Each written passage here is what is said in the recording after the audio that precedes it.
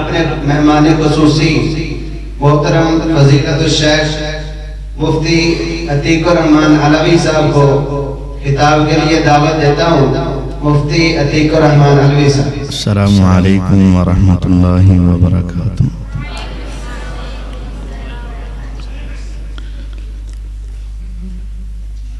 الحمد للہ رب العالمین الرحمن الرحیم مالک یوم الدین ایاک نعبد و ایاک نستعین اہدنا الصراط المستقیم صراط الذین انعمت علیہم غیر المغضوب علیہم ولا الضالین آمین۔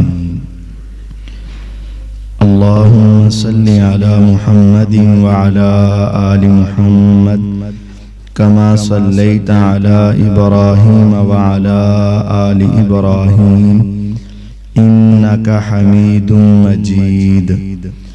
اللہم بارک علی محمد وعلی آل محمد کما بارکت علی ابراہیم وعلی آل ابراہیم انک حمید مجید۔ رب اشرح لی صدری ویسر لی امری واحلل عقدۃ من لسانی یفقہوا قولی واجعل لی وزیرا من اہلی۔ اعوذ باللہ السمیع العلیم من الشیطان الرجیم بسم اللہ الرحمن الرحیم۔ الف لام میم احسب الناس ان یترکوا ان یقولوا آمنا وهم لا یفتنون۔ وقال جل وعلا فی مقام آخر وَنَبْلُوكُمْ بِالْخَيْرِ وَالشَّرِّ فِتْنَةً۔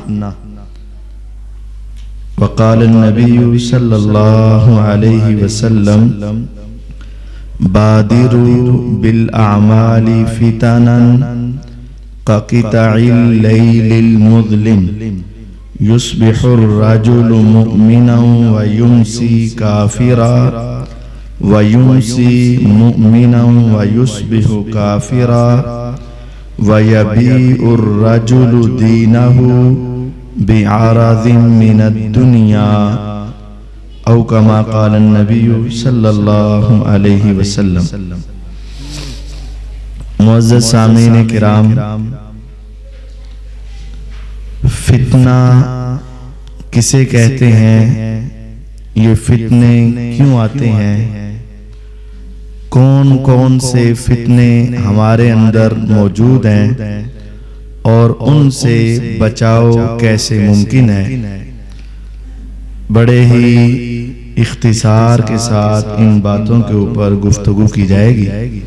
ایکو وغیرہ بند کر دو۔ بالکل۔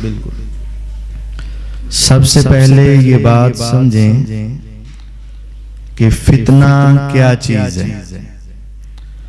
فتنہ ایسا کام، ایسی چیز جس کے ذریعے سے انسان آزمایا جائے، اس کے اندر سچا اور جھوٹا واضح ہو جائے، اور جس میں کھرا اور کھوٹا واضح ہو جائے، اور جس میں انسان کی اصلیت واضح ہو جائے، وہ فتنہ ہے۔ انسان پرکھا جائے، وہ فتنہ ہے۔ قرآن مجید میں ویسے یہ لفظ فتنہ 16 معانی کے لیے استعمال ہوا ہے، لیکن جو آج ہم بیان کرنا چاہتے ہیں وہ ہے کہ انسان کو اللہ تعالی سے دور کرنے والی اور جنت سے جو دور کرنے والی چیزیں جو فتنہ ہیں، اس کے حوالے سے چند باتیں آپ کے سامنے رکھتے ہیں۔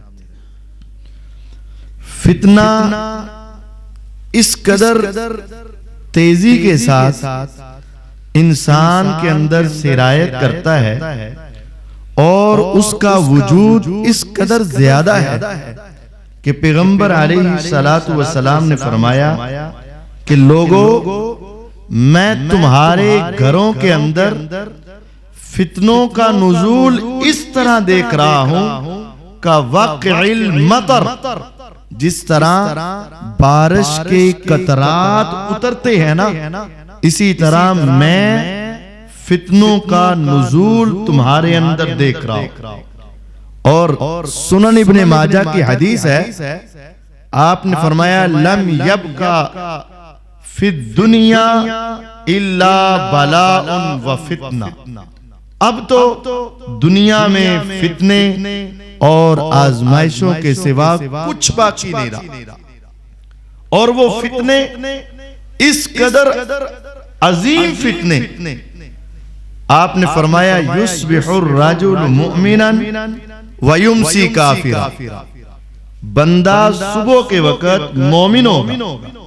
یہ بات بڑی قابل غور ہے کہ بندہ دن کے آغاز میں پکا مومن ہوگا، لیکن وہ فتنے اس قدر اتریں گے اور اتنی جلدی انسان کے اوپر اثر انداز ہوں گے، وَيُمْسِي كَافِرًا، کہ شام ہونے سے پہلے وہ بندہ کافر ہو چکا، وَيُمْسِي مُؤْمِنًا، اور ایک شخص رات کے وقت مغرب اور عشاء کے وقت پکا مومن ہوگا، لیکن راتوں رات ایسا فتنہ اس کے دل و دماغ میں آئے گا، یصبح کافرا، کہ صبح ہوتے ہی وہ کافر ہو چکا ہوگا۔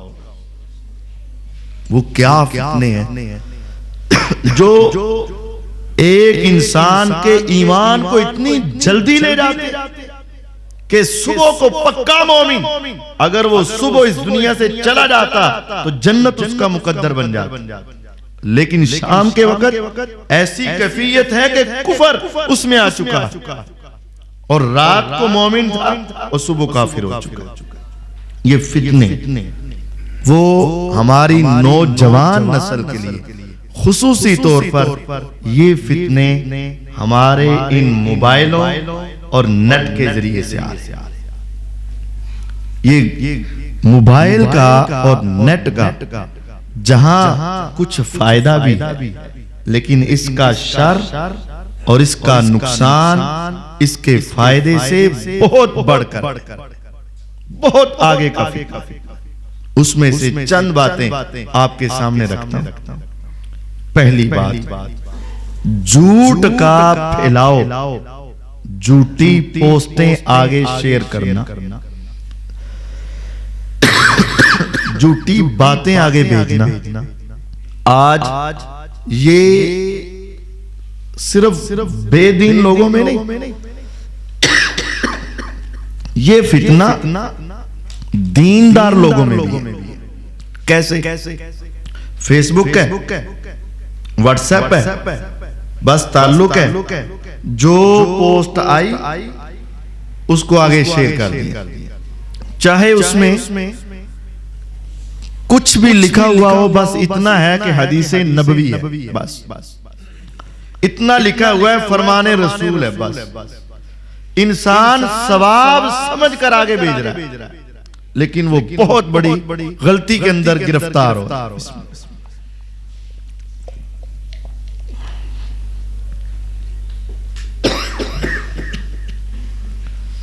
میرے پیغمبر علیہ السلام کی ایک حدیث، آپ علیہ السلام نے فجر کی نماز پڑھائی، صحابہ کی طرف رخ زیبا کو کیا، صحابہ نے آپ کے چہرے کا دیدار کیا، اذکار سے صحابہ اور آپ فارغ ہوئے۔ آپ نے فرمایا آج رات تم میں سے کسی نے کوئی خواب دیکھا جس کی تعبیر پوچھنی ہو؟ کسی نے کہا کہ کوئی ایسا قابل ذکر خواب ہم نے نہیں دیکھا۔ فرمایا آج میں نے خواب دیکھا اور میں تمہیں سنانا چاہتا ہوں اور اس کی تعبیر بھی تمہیں بتانا چاہتا ہوں۔ پھر آپ نے وہ لمبا خواب بیان کیا، اس میں سے ایک بات یہ تھی، آپ علیہ السلام فرماتے ہیں کہ میں نے رات کو خواب میں دیکھا ایک شخص زمین پر بیٹھا ہوا ہے اور ایک اس کے پاس کھڑا ہے. جو بیٹھا ہوا ہے وہ مجرم ہے اور جو کھڑا ہے وہ اسے سزا دے رہا ہے. اور کھڑے کے ہاتھ میں لوہے کا ایک آنکڑا ہے. یوں سمجھے جس طرح ایک قصاب نے, کسائی نے اپنے گوشت کو لٹکانے کے لیے ایک کڑا سا رکھا ہوتا ہے, اس طرح کا نوکدار اس کے ہاتھ میں لوہے کی ایک سلائی ہے اور وہ زور سے اس کے منہ میں ڈالتا ہے اور یہ اس کے رخسار کو چیرتا ہوا منہ کی طرف آ جاتا ہے. ایسے منہ میں ڈال کے کھینچ لیتا ہے اور پھر وہ اسی اپنے ہاتھ میں پکڑے ہوئے اوزار سے اس کے ناک میں داخل کرتا ہے اور اس کے ناک کو چیر کے رکھ دیتا ہے اور پھر اسے اس کی آنکھ میں ڈالتا ہے اور اس کو گدی تک, آخر تک چیر کے پھوڑ کے رکھ دیتا ہے. یہ 3 جگہ سے خون بہہ رہا ہوتا ہے تو وہ اس کی بائیں جانب کھڑا ہو جاتا ہے اور اسی طرح اس کا یہ رخسار, یہ ناک اور یہ اس کی آنکھ گدی تک لے جاتا ہے اور جب بائیں طرف آ کر وہ چیرتا, پھاڑتا اور پھوڑتا ہے اتنی دیر میں یہ دایاں حصہ ٹھیک ہو جاتا ہے اور وہ دائیں طرف آ کر اس کے ساتھ یہی معاملہ دہرا رہا. اب غور کریں, جسم کے نازک اعضاء میں چہرہ بہت نازک ہے اور اس میں ناک بہت نازک ہے اور آنکھ اس سے زیادہ نازک ہے.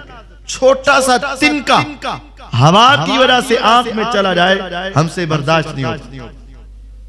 اونٹ اتنا بڑا, اس کو نکیل ڈال دی جائے وہ اتنا بڑا اونٹ ہل نہیں سکتا. ناک, آنکھ اور اس کے رخسار کو پھوڑ دیا گیا. میں نے پاس کھڑے جبرائیل علیہ السلام سے پوچھا یہ کون ہے؟ حضور علیہ السلام کہنا. میں نے پوچھا یہ کون ہے؟ فرمایا یہ آپ کی امت کا وہ شخص ہے جو صبح سویرے جھوٹ بولتا حتی تبلغ الآفاق, حتیٰ کہ وہ دنیا کے کناروں تک پہنچ جاتا. اس کے یہ جھوٹ کی سزا ہے اور قیامت کا عذاب اس سے کہیں بڑھ کر, اور قیامت تک اس کو یہ سزا ملتی رہے گی. اب 2 باتیں یہاں قابل غور ہیں. ایک بات صحابہ کا ایمان. اس دور میں اگر کوئی شخص صبح بازار میں جا کر بھی جھوٹ بولتا تو کیا شام تک اس کا جھوٹ اس ملک کے کنارے تک پہنچ سکتا تھا؟ نہیں, کیونکہ ذرائع ابلاغ نہیں تھے. وہاں تو فوتگی کی خبریں مہینوں بعد پہنچتی تھی. بڑی تیز رفتار گھوڑے بھی ہوتے تو مکے سے مدینے میں 1 دن میں نہیں پہنچا جاتا تھا. اس وقت میرے پیغمبر علیہ السلام نے کہا ایک شخص دن کے آغاز میں جھوٹ بولے گا اور شام تک ملک کے کنارے نہیں دنیا کے کناروں تک پہنچ جائے گا, اس کو یہ سزا مل رہی. اب اگر صحابہ میرے آقا کی اس حدیث کو عقل پر سوچتے تو کہتے حضور ایتے کم ہو ہی نہیں سکتا, ایتے ممکن ہی نہیں ہے. لیکن یقین جانیے صحابہ نے نبوت کی زبان سے جو سنا, عقل میں آئے نہ آئے, ذہن میں آئے نہ آئے, دنیا کے پیمانوں میں آئے نہ آئے, دنیا کی تحقیق میں آئے نہ آئے, وہ پیغمبر کی زبان پر اس طرح یقین رکھتے تھے جس طرح ان کو قرآن کے اوپر یقین. مان لیا یہ ان کا ایمان. اور وہ حدیث آج سچی ثابت ہو رہی ہے. صبح جھوٹ بولنا, اور اکثر لوگ جب سوئے ہوئے اٹھتے ہیں تو سب سے پہلے کیا پکڑا جاتا ہے؟ موبائل, اور اس میں فیس بک, واٹس ایپ, دیکھا جو میسج آئے سارے آگے فارورڈ کر, سارے آگے شیئر کر, بھیج دیا آگے. اب نہیں پتا اس میں کیا لکھا ہے, نہیں تحقیق کی اس میں کیا لکھا ہے, اور یہ نوجوان نسل بسا اوقات ثواب سمجھ کر ہی اس جھوٹ کو آگے پھیلا دیتے ہیں, اور بسا اوقات ویسے ہی خبریں فلاں کے بارے فلاں کے بارے فلاں کے بارے. یہ بہت بڑا فتنہ ہے جو صرف آپ کے ہاتھ لگانے کی وجہ سے آپ کو ہمیشہ کے عذاب میں گرفتار کروا سکتا.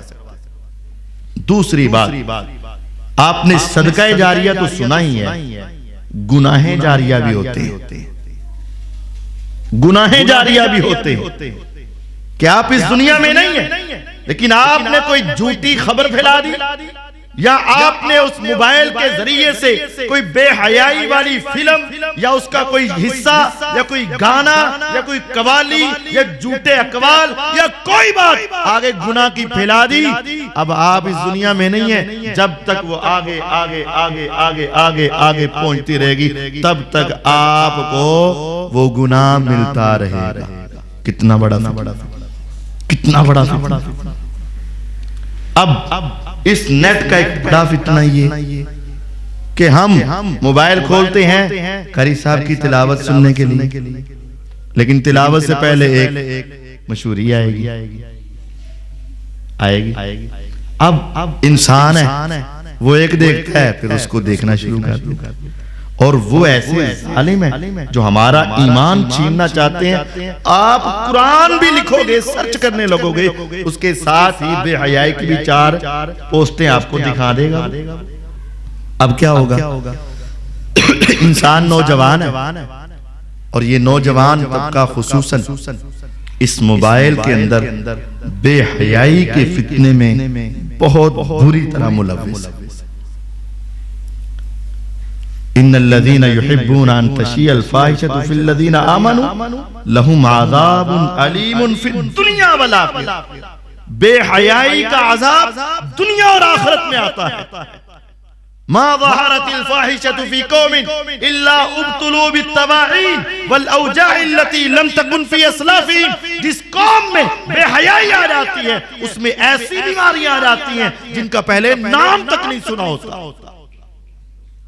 ایسی بیماریاں ان میں جنم لے لیتی. اور آج اس موبائل نے بے حیائی کو سستا کر دیا، سستا بلکہ فری کر دیا ہوا. اور نوجوان علیحدگی میں بیٹھ کر اس بہت بڑے فتنے میں مبتلا. یاد رکھو یہ معمولی نہیں. میرے پیغمبر علیہ السلام نے کہا تھا روز قیامت کچھ لوگ آئیں گے، یہ مجھے سب سے پہلے اور ہم سب بھائیوں کو جو نمازی ہیں یہ ان کے لیے، یہ حدیث ان کے لیے. جو بے نماز ہے اس کے لیے نہیں، جو بے دین ہے یہ حدیث اس کے لیے نہیں. یہ دین دار اور جو آپ اور میں یہاں بیٹھے ہیں یہ ہمارے غور و فکر کرنے کے لیے. آپ نے فرمایا میری امت کے کچھ لوگ آئیں گے جن کے اعمال نیکیوں کے ڈھیر اور انبار تہامہ پہاڑوں کی طرح ہوں. تہامہ کے پہاڑ کامثال جبال تہامہ علاقے کے پہاڑوں جیسے ہوں. اس وقت عرب کا سب سے اونچا پہاڑ تہامہ میں دریافت ہوا تھا، جو معروف تھا، مشہور تھا. لیکن نیکیوں کے یہ پہاڑ انسان کے ہوں گے، اور جب وہ اللہ رب العزت کے سامنے آئے گا فَكَانَتْ هَبَاءً مَنْثُورًا، وہ ساری نیکیاں اس طرح ختم ہو جائیں گی جس طرح ریت کا ایک ٹیلا ہو، تیز طوفان اور آندھی آئے وہ ساری ریت بکھر جاتی ہے، ذرات اڑ جاتے ہیں. اسی طرح اس کے تہامہ پہاڑ کی نیکیاں یہ سارے رائی کی دانے کی طرح اور ریت کے ذرات کی طرح بکھر جائیں گے، اڑ جائیں گے. صحابہ کہنے لگے اے اللہ کے پیغمبر علیہ السلام یہ کیوں ہے؟ کون ہے؟ صفہم لنا یا رسول اللہ صلی اللہ علیہ وسلم، جلہم لنا یا رسول اللہ صلی اللہ علیہ وسلم. یہ کون بدقسمت ہے جو صبح اٹھتا تھا، نماز پڑھتا تھا، دوپہر ہوتی تھی اللہ کے سامنے آتا تھا، نماز روزہ زکوٰۃ حج ساری عبادات کر کے پہاڑوں جیسے نیکیوں کے انبار لے کر آیا اور اللہ کے سامنے سارے رائے گا اور ختم ہو گئے. یہ کون بدقسمت ہے؟ آپ ہمیں ان کی گناہوں کو بتا دیں تاکہ ہم بچ جائیں. آپ نے فرمایا ہم من جلدتنا، وہ ہم میں سے ہی ہوں گے، وہ کوئی دوسرے نہیں ہوں گے. یصومون کما تصومون یصلون کما تصلون، وہ تمہاری نمازوں کی طرح نمازیں پڑھتے ہوں گے، تمہارے روزوں کی طرح روزے رکھتے ہوں گے. اسی لیے تو ان کے یہ ڈھیر لگے. پھر اے پیغمبر علیہ السلام ان کا کیا گناہ ہے کہ ان کی ساری نیکیاں تباہ ہو گئی؟ فرمایا اذا خلو بمحارم اللہ انتہکوها، ان کی بڑی وجہ یہ ہے جب وہ خلوت میں ہوتے، اکیلے بیٹھتے، اللہ کے حرام کاموں میں ایسے مصروف ہوتے کہ وہ اللہ کی ساری حدوں کو کراس کر کے آگے پہنچ۔ اب غور کریں، خلوت میں گناہ۔ صحابہ بھی اس وقت انہوں نے سوال نہیں کیا اللہ کے نبی علیہ السلام خلوت میں گناہ کیسے ہوتے؟ آج اس موبائل کی سکرین اکثر گناہ انسان خلوت میں کرتا ہے۔ بس اپنے بستر میں چلے گئے، باہر چلے گئے، چھت پہ چلے گئے، کسی اور جگہ پر بیٹھ گئے جہاں کوئی نہیں دیکھ رہا، اور ذہن سے یہ تصور نکل گیا کہ میرا رب تو دیکھ رہا ہے۔ یہ تصور ختم ہوا جب وہ لوگ علیحدہ ہوتے، خلوت میں ہوتے، تو وہ اللہ کی حدوں کو کراس کر دیتے۔ فرمایا ان کا یہ جرم اتنا بڑا جرم ہے، اور یہ فتنہ اس قدر بڑا فتنہ ہے کہ ان کی نمازیں، روزے، ان کی عبادت تہامہ پہاڑوں کے برابر نیکیوں کو بھی خراب کر دیا جائے۔ اور یہ فتنہ بھی اس موبائل کے ساتھ، اور یہ نیٹ کا فتنہ، اور اس کے ساتھ ایک اور فتنہ ہے۔ بسا اوقات بعض لوگ دین پڑھنا چاہتے، سیکھنا چاہتے، لیکن وہ فتنے کا شکار ہو جاتے۔ کیا؟ خود سے ہی، گوگل سے ہی ہر چیز کو تلاش کرنا، بس نیٹ سے ہی پڑھنا اور اس کو اپنے لیے حرف آخر سمجھ لینا۔ میں یہ نہیں کہتا کہ آپ نیٹ سے پڑھ نہیں سکتے، لیکن جب تک آپ کے ساتھ استاد کی رہنمائی نہیں ہوگی، آپ 70 جگہ پر صحیح ہوں گے تو 30 جگہ پہ آپ غلطی بھی کھائیں۔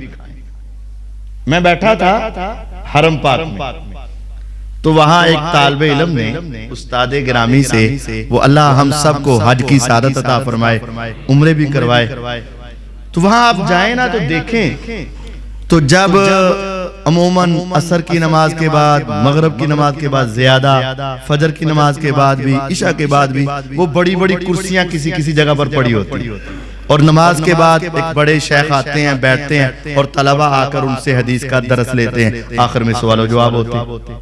تو میں بھی ایک عرب عالم کے پاس بیٹھ گیا ان کی مجلس میں، تو ایک عربی شاگرد نے سوال کیا کہ کیا ہم استاد کے بغیر خود علم حاصل کر سکتے ہیں؟ کیونکہ ہمیں عربی آتی ہے، ہمیں عربی کا ترجمہ آتا ہے۔ انہوں نے کہا کہ اگر صرف کتاب پڑھ کر ہی علم حاصل کرنا ہوتا تو آسمان والا صرف قرآن نازل کرتا، تشریح بتانے کے لیے محمد صلی اللہ علیہ وسلم کو بھیجنے کی ضرورت ہی نہیں تھی۔ صرف قرآن یاد آتا، پڑھ لو بھائی۔ پھر انہوں نے فرمایا سنو، بسا اوقات الفاظ لکھنے میں غلطی ہو جاتی ہے، ایک حرف بدلا جاتا ہے، نقطے کی غلطی ہو جاتی ہے، دونوں لفظ صحیح بن رہے ہوتے ہیں، نقطے کے بغیر بھی اور نقطے کے ساتھ بھی۔ تم نے پڑھا، نقطہ نہیں تھا، وہاں لگ گیا، تم نے کہا ٹھیک ہے، یہ بھی ٹھیک ہے، کیونکہ دونوں کے ترجمے بن رہے ہیں، اور تم اس کو حقیقت میں پیغمبر کا فرمان سمجھو گے، لیکن وہ تم بہت بڑی غلطی کا شکار ہو جاؤ گے۔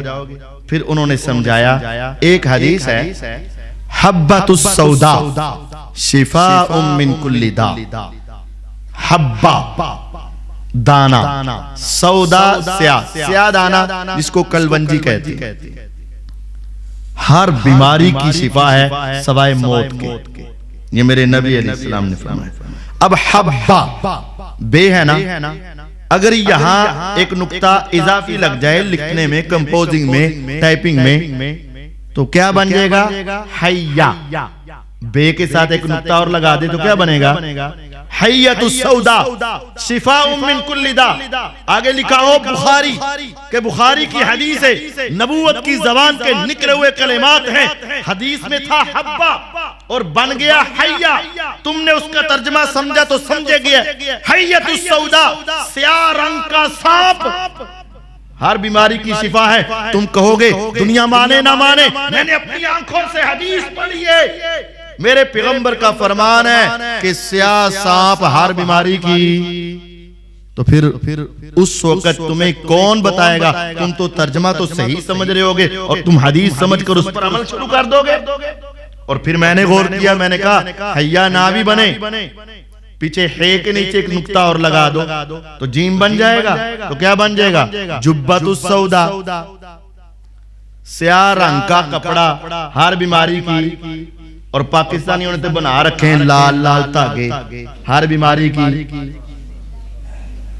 جب خود ہی پڑھیں گے تو بڑی جگہ پر کیا ہوگا؟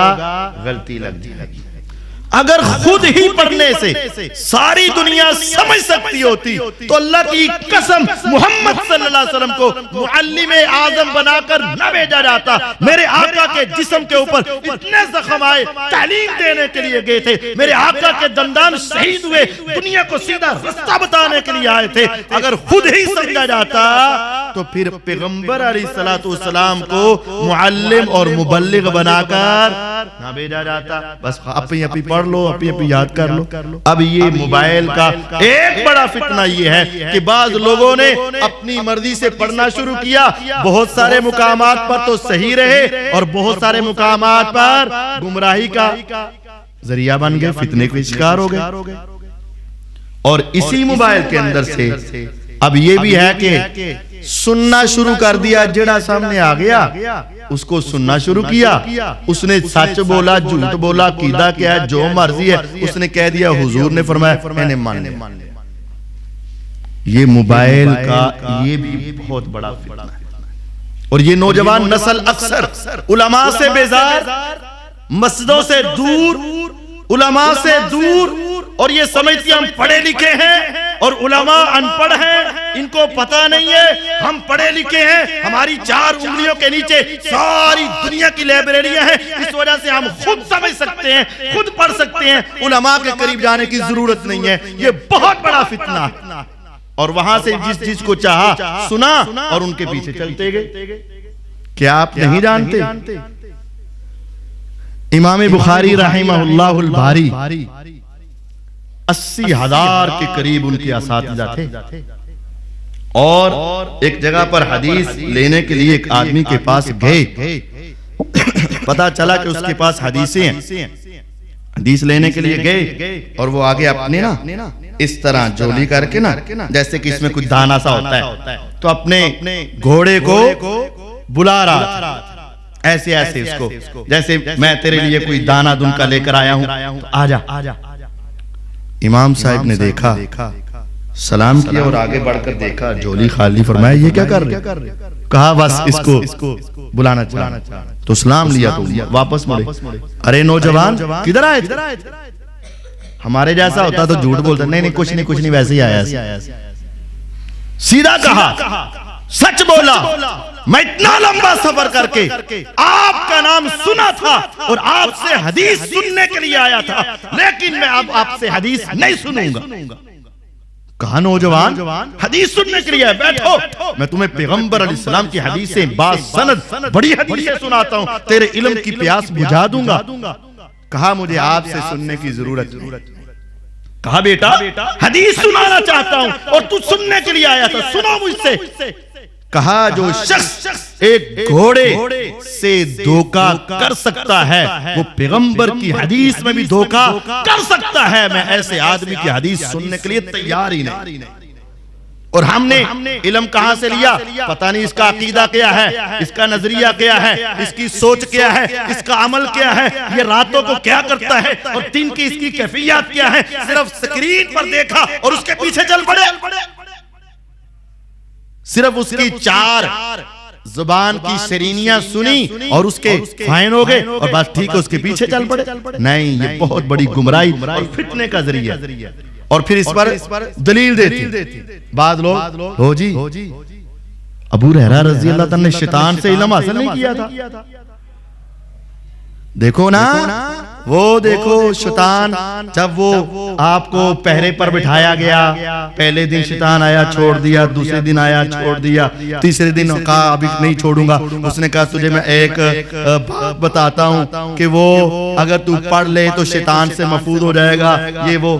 تو اس نے آیت الکرسی بتائی تھی. تو دیکھو جی علم تو جس سے بھی ملے، جہاں سے ملے لے لینا چاہیے. میں تے سارے نہیں سننا، بڑے فخر نہ کہنے، ہم تو بھی سب کی سنتے ہیں، ہم تو سب کی سنتے ہیں. علم جہاں سے لے لینا چاہیے. نو شیطان سے نہیں لیا تھا ابو ہریرہ رضی اللہ عنہ. سنو، شیطان سے علم لے کر عمل نہیں کیا، جا کر تصدیق کس سے کروائی تھی؟ محمد الرسول اللہ. جب تک میرے آقا نے تصدیق نہیں کی تھی اس وقت تک ابو ہریرہ رضی اللہ عنہ نے اس پر عمل نہیں کیا تھا. یہی تو ہم سمجھانا چاہتے ہیں.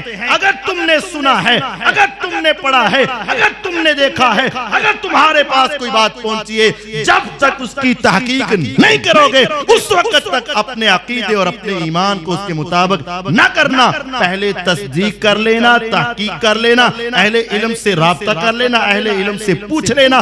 پوچھنے کے بعد جب تصدیق ہو جائے تو عمل کر لینا. اپنی عقل کے گھوڑے دوڑا کر اس کے پیچھے نہ چل پڑنا. اور اگر یہ بات ہے کہ جس سے بھی مسئلہ پوچھا تو پھر وہ بات بھی تمہارے سامنے ہونی چاہیے.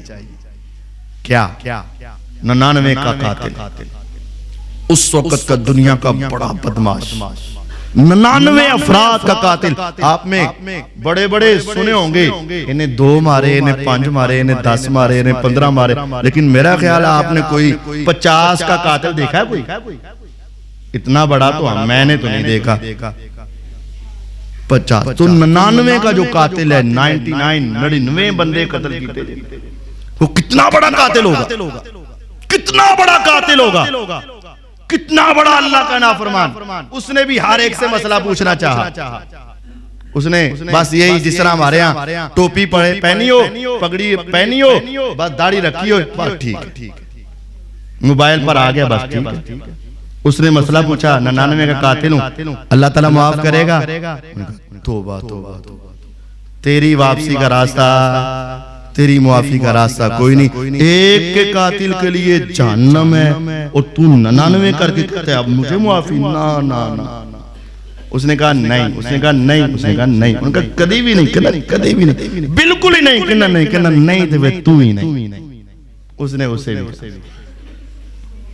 اب یہ ہے ہر ایک سے مسئلہ پوچھنے کا انجام. غلط مسئلہ غلط ہو گیا نا، ایک اور قتل ہو گیا، ایک اور قتل ہو گیا اس سے غلط بات کی وجہ سے. اب وہ صحیح اہل علم کے پاس گیا اور اہل علم کے پاس جا کر اس نے پوچھا. اس نے کہا 100 کا قاتل ہوں. اس نے کہا پھر کیا ہوا؟ وہ غفور ہے، وہ غفار ہے، وہ ودود ہے، وہ تواب الرحیم ہے، وہ تو تیری توبہ کو قبول کر لے گا. اس نے کہا پکی بات. اس نے کہا پکی بات. اب اس نے مسئلے دونوں سے پوچھے. ایک اہل علم سے پوچھا، اس کی بھی جان بچ گئی، اس کی بھی آخرت سنور گئی. میں پورا واقعہ کی طرف نہیں جانا چاہتا، لمبا تفصیلی واقعہ. لیکن جب غیر اہل علم سے پوچھو گے خود بھی وہ گمراہ ہوگا اور انسان بھی. اور یہ حدیث ہے، ان من اشراط الساعۃ ان یرفع العلم ویکثر الجہل. یہ قیامت کی نشانی ہے کہ علم اٹھا لیا جائے گا اور جہالت عام ہو جائے گی. صحابہ نے پوچھا اللہ کے نبی صلی اللہ علیہ وسلم علم کیسے اٹھا لیا جائے گا؟ ہم اپنے بیٹوں کو، وہ اپنے بیٹوں کو، وہ اپنے بیٹوں کو، اپنے بیٹوں کو پڑھاتے رہیں گے، پڑھاتے رہیں گے، پڑھاتے رہیں گے، علم کیسے جائے گا؟ ان اللہ لا يقبض العلم انتزاعا ينتزعه من العباد ولكن يقبض العلم بقبض العلماء. اللہ تعالیٰ یہ نہیں کرے گا کہ انسان کے سینے سے علم ختم کر دے. رات کو سویا تھا، بڑا عالم تھا، مفتی تھا، مسئلے پتا تھا، صبح ہوئی تو سارے کچھ بھول گئے. ایسا نہیں ہوگا. اور نہ ہی ایسا ہوگا کہ زمین کی ساری لائبریریاں ایک دم سے ختم ہو جائیں، کتابیں ختم ہو جائیں. ایسا نہیں ہوگا. تو پھر کیسے ہوگا؟ اللہ تعالیٰ علماء کو فوت کر لے گا. علماء فوت ہوئے تو علم ختم ہو گیا. اب غور کریں، علماء فوت ہوئے تو کیا ختم ہوا؟ علم. علماء کی لائبریریاں تو موجود ہے، علماء کے بیان تو موجود ہے، علماء کی تقاریر تو موجود ہے. علماء گئے علم گیا. اس کا مطلب یہ ہے کہ علم کی صحیح رہنمائی لینی ہے تو تمہیں عالم سے پوچھنا پڑے گا. نہ اس کی لائبریری تیری پوری علم کی پیاس کو بجھا سکے گی اور نہ اس کے بیانات تیری پوری علم کی پیاس کو بجھا سکے گی. جب تک تم خود اس سے سوال کر کے اپنا مسئلہ نہیں پوچھے گا اس وقت تک تیرے علم کی پیاس مکمل طور پر بجھ نہیں سکتی. علم علماء کے ساتھ، اور اگر علماء سے دور ہو گئے تو پھر یاد رکھو یہ بہت بڑی تباہی اور بربادی شروع ہو جائے. اب ہمیں کرنا کیا ہے؟ کرنا یہ ہے کہ سب سے پہلے علم حاصل. قرآن مجید یہ حفظ کیا ہے بچوں نے، بڑی خوشی کی بات ہے. یہ جنت کے دروازے پر کھڑے ہو کے پڑھتے جائیں گے، چڑھتے جائیں گے. لیکن یہ بھی اس وقت ہوگا جب یہ یاد رکھیں گے اور اس کے مطابق عمل بھی کریں گے. اور عمل کیسے کرنا ہے؟ علم کے ساتھ. قرآن کو سیکھنا اور سمجھنا یہ ہماری سب سے پہلی ذمہ داری. حدیث کو سیکھنا اور سمجھنا یہ ہماری پہلی ذمہ داری. جب تک علم نہیں ہوگا اس وقت تک ہم کامیاب نہیں ہو سکیں. اور خصوصاً فتنوں کا علم، یہ چیز فتنہ ہے کہ نہیں، یہ بھی علم ہونا چاہیے. حذیفہ رضی اللہ تعالیٰ عنہ کہتے ہیں کان الناس یسألون عن الخیر وکنت اسأل عن الشر مخافۃ ان تدرکنی. صحابہ نبی پاک صلی اللہ علیہ وسلم سے پوچھتے تھے خیر کے کام، یہ بتائیں، یہ نیکی بتائیں، یہ نیکی بتائیں، یہ نیکی بتائیں. اور میں پوچھتا تھا حضور مجھے بتائیں کہ فتنے کیا کیا ہیں، آزمائشیں کیا کیا ہیں، گناہ کیا کیا ہیں، حالات کی خرابیاں کیسے کیسے ہوں. میں اس وجہ سے فتنوں کا سوال کرتا مخافت ان کہیں وہ فتنے میرے اوپر آ ہی نہ جائیں. میں فتنوں کا علم حاصل کرتا. حذیفہ رضی اللہ تعالیٰ فتنوں کے بارے میں سب سے زیادہ معلومات حضرت حذیفہ رضی اللہ تعالیٰ فتنوں کے بارے میں. کیوں؟ وہ حضور علیہ السلام سے پوچھا کرتے اور اس لیے صحابہ بھی حذیفہ رضی اللہ سے رہنمائی لیا کرتے. سب سے پہلے ہمیں فتنوں کے بارے میں آگاہی ہونی چاہیے کہ یہ چیزیں غلط ہیں، یہ فتنہ ہیں، یہ آزمائش ہیں، یہ ہمارے لیے درست نہیں. اور دوسری بات، جب فتنے کا علم ہو جائے اس فتنے سے کوسوں دور ہونے کی کوشش کریں. اب ہمارا کیا ہے؟ ہم فتنوں کے قریب ہونے کی کوشش کریں. ہم اس کے اندر گھس کر اس کی پوری جانچ پڑتال کرنا چاہتے ہیں. پھر کیا ہوتا ہے؟ انسان خود اس فتنے میں مبتلا ہو جاتا ہے. یہ بات سمجھے، میں ہر ایک کی سنتا ہوں. تمہیں پتا چل جائے نا یہ بندہ غلط ہے، اس کی بات ہی نہیں سنی. پتا چل جائے یہ جھوٹا ہے، ختم بات، بس ختم. پتا چل جائے یہ پیغمبر کی حدیث میں تبدیلیاں کرتے ہیں، بس آج کے بعد تیری میری بات ختم. امام محمد بن سیرین رحمہ اللہ ایک مجلس میں بیٹھے حدیث پڑھا رہے ہیں. یہ غور سے سنیے گا، حدیث پڑھا رہے ہیں. ایک محدث محمد بن سیرین تابعی رحمہ اللہ، ایک شخص آیا اور مجلس کے باہر کھڑا ہو کر کہتا ہے میں قرآن کی ایک آیت سنانا چاہتا ہوں. کہا بس ہم تجھ سے قرآن کی آیت نہیں سننا چاہتے. کہا میں پیغمبر کی ایک حدیث سنانا چاہتا ہوں. کہا بس میں تم سے حدیث نہیں سننا چاہتا. کہا قرآن حدیث سنانا چاہتا ہوں، اپنی بات تو نہیں. کہا تم جاتے ہو یا میں اٹھ کے چلا جاؤں؟ میں نہ تم سے قرآن سننا چاہتا ہوں نہ تم سے حدیث سننا چاہتا ہوں. بالآخر وہ چلا گیا. شاگردوں کو یہ بات اچھی نہیں لگی. کہا استاد محترم اتنی بھی غصے والی کوئی بات نہیں تھی، تعصب والی بات نہیں تھی. وہ قرآن کی آیت سنانا چاہتا آپ سن لیتے، وہ حدیث سنانا چاہتا آپ سن لیتے. آپ بھی تو حدیث پڑھا رہے ہیں. فرمایا سنو، تم اسے نہیں جانتے، میں اسے جانتا ہوں. یہ پڑھتا قرآن ہے، تشریح اپنی مرضی کی کرتا ہے. یہ پڑھتا حدیث ہے، مفہوم اپنی مرضی کا بتاتا ہے. میں یہ گوارا نہیں کرتا کہ میری مجلس میں تم بیٹھے ہو اور یہ قرآن کی غلط تشریح کر جائے، حدیث کی غلط تفسیر کر جائے اور تم میں سے کسی ایک کے ذہن میں وہ بات بیٹھ جائے اور وہ انسان گمراہی کا شکار ہو جائے. مجھے تو پتا ہے، تمہیں نہیں پتا، اور میں تو جانتا ہوں تم نہیں جانتے. ہو سکتا تھا کہ اس کی غلط بات تمہارے ذہن میں بیٹھ جاتی اور وہ تمہاری زندگی کی بربادی کا سبب بن جائے. علم حاصل کرو اور فتنوں سے دور رہو. میرے پیغمبر علیہ الصلوۃ والسلام نے ایک حدیث میں وہ ارشاد فرمایا کہ سویا ہوا آدمی لیٹے ہوئے آدمی سے بہتر ہوگا فتنوں کے دور میں. لیٹا اور سویا، سویا زیادہ بے خبر ہے، لیٹنے کے مقابلے میں سویا زیادہ بے، جس کو فتنوں کے ساتھ تعلق ہی دور ہو گیا ان سے. اور جو لیٹا ہے یہ بیٹھنے والے سے بہتر ہے، کیونکہ بیٹھنے والا زیادہ آگے ہے اور لیٹنے والا پیچھے. اور پھر بیٹھا کھڑے سے بہتر ہے، اور کھڑا پیدل چلنے والے سے بہتر ہے، اور پیدل چلنے والا دوڑنے والے سے بہتر ہے، اور دوڑنے والا سواری کے اوپر جانے والے سے بہتر ہے.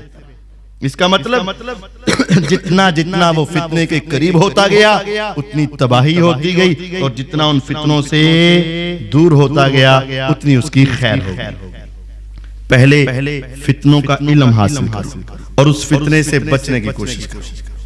جتنا دور ہو جاؤ گے اتنی ہی خیر اور برکت تمہارے لیے آ جائے گی. اس موبائل کو فتنہ سمجھو، اس نیٹ کو فتنہ سمجھو، اس کی خرابیوں کو خرابی سمجھو اور حتی الامکان اس سے دور رہنے کی کوشش کرو.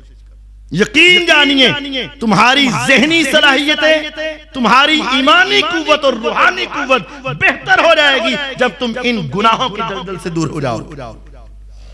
اور پھر اس کے بعد اللہ تعالیٰ سے دعا بھی کرو، دعا بھی کرو. میرے پیغمبر علیہ الصلوۃ والسلام دعائیں کیا کرتے، اللہم انی اعوذ بک من فتنۃ الدنیا من فتنۃ المحیا والممات. زندگی میں جو فتنے، موت اور موت کے بعد کے جو فتنے، اے اللہ میں تیری پناہ چاہتا. میرے پیغمبر علیہ السلام کہتے تعوذوا باللہ من الفتن ما ظہر منها وما بطن. اے صحابہ تم کہو اے اللہ ہم تیری پناہ میں آتے ہیں تمام فتنوں سے، جو نظر آ رہے ہیں ان سے بھی، جو چھپے ہوئے ان سے بھی. اے اللہ ہم خود فتنوں سے بچ نہیں سکتے، تو اپنی رحمت سے ہمیں فتنوں سے محفوظ کر لے، بچا لے. اور آخری بات، بادروا بالاعمال فتنا. فتنوں میں مبتلا ہونے سے پہلے اعمال کر لو. فتنے میں مبتلا ہونے سے پہلے عمل کر. اب ہمارے ہاں فتنہ کیا ہے؟ فتنہ اب غور کیجئے گا، یہ حقیقی بات بتانے لگا. موبائل کے اوپر ہم ہر وقت یہ بات تو کر رہے ہیں، نماز پڑھنے کے لیے جانا ہے، نماز کا یہ ثواب ہے، نماز کی یہ کیفیت ہے، نماز کیسے، اور اکثر خود نماز کے اندر شریک نہیں ہوتے. موبائل پر یہ تو بھیج رہے ہیں بابری مسجد شہید کر دی گئی، ہم اس کا بدلہ لیں گے، یہ ہے وہ ہے. اور کہنے والا، پوسٹیں کرنے والا خود مسجد، اپنے محلے کی مسجد کے اندر آ کر نماز پڑھنے کے لیے تیار نہیں. یہ تو کہتے ہیں پوری دنیا پر دین کو غالب کر دیں گے، اور جو یہ فتنے کے اندر بس پوسٹیں ہی کر رہا ہے، اس سے پوچھا جائے تو نے اپنے گھر میں دین کتنا غالب کیا ہے، اپنی ذات پہ دین کتنا غالب کیا ہے، تو نے اپنے اوپر اسلام کو کتنا لاگو کیا ہے. یہ تو ہم سب ہی کر رہے ہیں کہ اقصی کے اندر، فلسطین کے اندر ظلم ہوا، ستم ہوا، بچے شہید کر دیے گئے، ماؤں کے اوپر بمباری کر دی گئی، ہسپتالوں کے اوپر بمباری کی گئی. وہ ساری باتیں آپ کو معلوم ہے، مجھ سے زیادہ معلوم ہے. اور دنیا کا بدترین ظلم آج کی تاریخ میں فلسطین کے اندر ہو رہا ہے. مالک ان یہودیوں عیسائیوں کو تباہ و برباد کر دے. لیکن بات یہ ہے ادھر سے یہ پوسٹیں کر رہا ہوتا ہے معصوم بچوں کا ظلم، بیٹیوں کا ظلم، ماؤں کا ظلم، بوڑھے باپوں کا ظلم، ان یہودیوں کا ظلم. یہ سارا کچھ ان مظلوموں کی باتیں بھی کر رہا ہوتا ہے اور ان ظالموں کی باتیں بھی کر رہا ہوتا ہے، لیکن جب عمل کی باری آتی ہے اس کو کوک کے بغیر اس کا ڈنر نہیں چلتا۔ مہمان آ جائے تو ساری چیزیں ان کی، کھانے ان کے، پینے ان کے، پی ایس ایل کے سارے میچ اس نے سامنے بیٹھ کر دیکھ رہے، اور یہ مسلمان وہاں تک پہنچ کر ان کو دیکھ رہے ہیں جس کے پیچھے پوری سپورٹ کس کی ہے؟ یہودیوں کی، اسرائیل کی، فلسطین کے اوپر بمباری کرنے والوں کی۔ ہاں بس ہم پوسٹیں کر سکتے ہیں یہودی تباہ ہو جائیں، یہودی مردود ہیں، یہودی فلاں ہیں، ہم یہ پوسٹ بس موبائل کے ذریعے کر کے سمجھتے ہیں ہم نے اپنا حق ادا کر دیا۔ بس یہ ان معصوم بچوں کو دیکھو، دل خون کے آنسو ہوتا ہے، اور اپنا وہاں ٹیگ سا لگا دیا، اسٹیچو سا لگا دیا، آنکھوں سے آنسو جاری ہیں، منو بڑا رونا آ رہا ہے، لیکن کم اپنے ہوتے چہرہ اپنا یہودیوں جیسا، لباس اپنا یہودیوں جیسا، کلچر اپنا یہودیوں جیسا، خوشیاں اپنی یہودیوں جیسی، دعوتیں اپنی یہودیوں جیسی، اور عیسائیوں کی نقالی۔ اور ہمیں یہ ہے فلسطین کے مسلمانوں سے مجھے ہمدردی ہے۔ اگر تمہیں فلسطین کے مسلمانوں سے ہمدردی ہے اور اگر تمہیں یہود و نصارہ کے ساتھ دشمنی ہے تو پکا بائیکاٹ کرو کہ میں آج کے بعد کسی یہودی کی کوئی چیز نہ خریدوں گا، نہ پہنوں گا، نہ کھاؤں گا، نہ پیوں گا، نہ ان کے ساتھ تعلق رکھوں گا۔ میرا آج کے بعد یہودیوں سے بائیکاٹ ہے بس۔ لیکن کھانا ہونا دا، پینا ہونا دا، بچے کے برانڈ کی چیزیں وہ بچے کو لا کے دینی ہے، لیکن بس فیس بک پر سمجھ لیا، واٹس ایپ پر میرا حق ادا ہو گیا کیونکہ میں پوسٹ لاتی اور میں نے اپنا سٹیٹس لگا دیا۔ فلسطینی بیچارے بڑے مظلوم۔ نہیں، بادروا بالاعمال فتنہ، فتنوں سے پہلے عمل کر لو، عمل کر لو، عمل۔ بعض لوگ یہ سوچتے ہیں میرے بائیکاٹ کرنے سے کیا ہو، میرے نہ کھانے سے اتنی بڑی وہ کمپنیاں کیا ہوگا، تیرے بائیکاٹ کرنے سے کچھ بھی نہ ہو۔ صرف یہ حدیث ذہن میں رکھ لے، میرے پیغمبر علیہ الصلوۃ والسلام نے فرمایا یہ چھپکلی ہے نا، اس کو ایک مرتبہ اتنی زور سے مارو کہ یہ پہلی ضرب سے ہی مر جائے، یعنی ایک کی ایسی لاؤ کہ دوسری نہ منگے، تمہیں 100 نیکیاں مل جائیں۔ صحابہ نے پوچھا اللہ کے نبی علیہ السلام چھپکلی نے مارا کیا بگاڑا ہے، ہم اس کو ماریں تو ثواب ملے؟ کہا بات یہ ہے جب نمرود اور اس کے ساتھیوں نے سیدنا ابراہیم علیہ السلام پر آگ جلائی اور اس میں پھینکا تو یہ چھپکلی اپنے منہ سے اس آگ کو پھونکے مار رہی تھی۔ اس کی پھونک سے کوئی آگ بڑھنی تھی، لیکن اس نے پھونک مار کے اپنا نام پیغمبر کے دشمنوں میں لکھوا دیا اور رہتی دنیا تک وہ ذلیل ہو کے رہ گئے۔ تمہارے نہ کھانے سے، ایک بوتل نہ پینے سے، ان کی چیزیں نہ خریدنے سے نقصان ہو یا نہ ہو، ویسے ہوگا، اور اگر نہیں بھی ہو تمہارا نام فلسطینیوں کے ساتھ لکھا جائے گا، نبی سے محبت کرنے والوں کے ساتھ لکھا جائے گا، یہودیوں کی دشمنی میں لکھا جائے گا۔ اگر چھپکلی پھونک مارے اثر نہ بھی پڑے وہ برباد ہو سکتی ہے، تم ایک چیز سے پیچھے آ جاؤ اثر نہ بھی پڑے تم کامیاب ہو سکتے ہو۔ ہمیں چاہیے علم حاصل کریں، علماء کے ساتھ رابطہ رکھیں، علماء کی صحبت میں بیٹھیں، اللہ تعالیٰ سے فتنوں سے پناہ کی دعائیں کرتے رہیں اور عملی طور پر آئیں۔